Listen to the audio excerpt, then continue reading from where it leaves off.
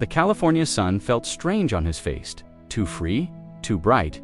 It didn't feel like it belonged to someone who had spent 12 years behind concrete walls and steel bars. Marcus was 38 years old, just released after serving time for armed robbery, a crime he committed at 25 when desperation ruled his life. The world called it justice. Marcus just called it regret. No one was waiting for him at the gate. No family, no friends. His mother had passed away while he was inside, and his younger brother hadn't spoken to him in years. Marcus took a bus to Oakland, staring out the window at a city that had grown without him. New buildings, new faces, but the same old judgment. His first stop was a halfway house.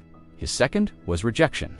Every single job interview ended the same Wape-lite smiles, quick glances at his record, and the familiar words, "We'll call you."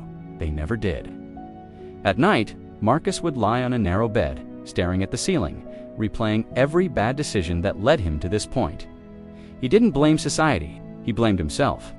One rainy evening, walking back from another failed interview, Marcus noticed a small community center with flickering lights. A handwritten sign read, "Free dinner, no questions asked." Hunger pushed his pride aside. Inside, the smell of soup wrapped around him like something he hadn't felt in years' care. Volunteers moved quietly, serving food, listening. No one asked where he came from, no one asked what he had done. As Marcus ate, he noticed a little girl sitting alone in a corner, maybe 9 years old, hugging a worn-out backpack. Her shoes were too small, her jacket too thin for the cold. When she dropped her spoon, Marcus picked it up and handed it back. She smiled shyly. "Thank you, mister." That simple thank you hit him harder than prison ever had. The girl's name was Lena. Her mother worked late nights. Her father was gone. She came to the center every evening to wait until her mom finished cleaning offices downtown. Marcus began seeing her often. He never crossed any lines or asked personal questions. He just listened when she talked about school, about how she wanted to be a teacher someday. One night, Lena asked him, "Why do you always look so sad?" Marcus swallowed hard. "Because I made some bad choices a long time ago." She nodded seriously. "My teacher says bad choices don't make you bad forever." Marcus had to turn away, fighting back tears. No judge had ever offered him that kind of mercy.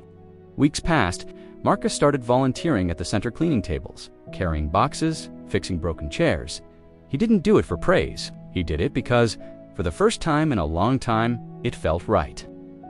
The center's director, Ms. Alvarez, noticed his efforts. One evening, she said, "We don't pay much, but we could really use someone full-time. I know your background. I also know your heart." Marcus couldn't speak. He just nodded as tears ran freely down his face. With work came routine. With routine came dignity. Marcus saved his money, bought better clothes, and even started to smile more.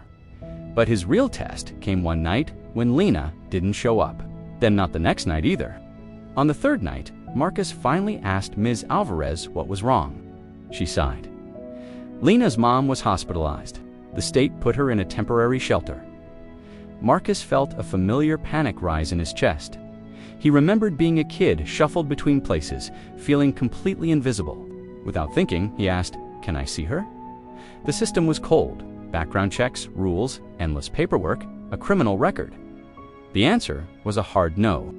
That night, Marcus sat alone outside the center, the rain soaking his jacket. He whispered the same words he once spoke in his prison cell. "I'm trying to be better. Isn't that enough?" Weeks later, Ms. Alvarez called him into her office.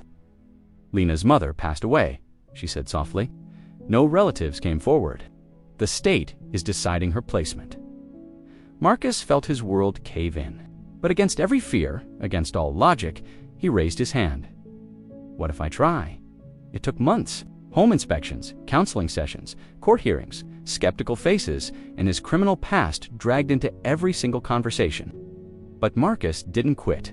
He showed up to every meeting, answered every question honestly, and took responsibility without making excuses. Then, on a quiet Friday afternoon, a social worker knocked on his apartment door. Lena stood beside her, holding that same worn backpack. "This is temporary," the woman said. Marcus knelt down, his voice shaking. "I promised to keep you safe." Lena hugged him tightly. "I knew you would." Years later, Marcus sits in the audience at Lena's middle school graduation. Wearing a clean shirt and crying proud tears. People just see a father and daughter. They don't see a former inmate. They don't see the mistakes. They just see love. We talk a lot about second chances. Marcus Hill became one. If you ever think your past disqualifies you from a future, remember this: redemption isn't about forgetting who you were. It's about choosing every single day to be better than you were yesterday, and sometimes that choice changes more than just one life.